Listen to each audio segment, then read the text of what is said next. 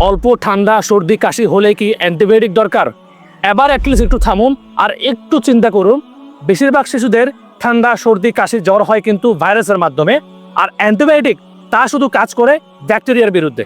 শিশুর শরীরে থাকা ইমিউনিটি সিস্টেমের বড় একটা অংশ গড়ে ওঠে পেটে থাকা ভালো ব্যাকটেরিয়াগুলোর মাধ্যমে, আর অতিরিক্ত অ্যান্টিবায়োটিক কিন্তু ভালো ব্যাকটেরিয়াগুলোকে খারাপভাবে প্রভাবিত করে।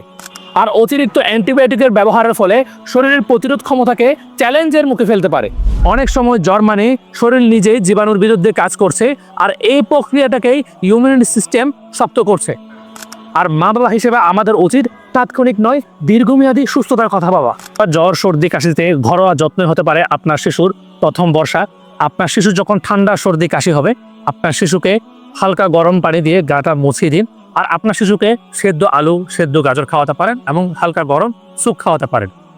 আর আপনার বাচ্চার ঠান্ডা সর্দি কাশি নিউমোনিয়া অ্যাজমাতে আমাদের হার্বিস ব্র্যান্ডের এই বারিশিফা অয়েলটি আপনার বাচ্চার বুকে এবং পিঠে কিছুক্ষণ মাসাজ করতে পারেন।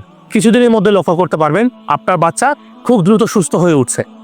আপনার সচেতন যত্নই শিশুর আসল শক্তি।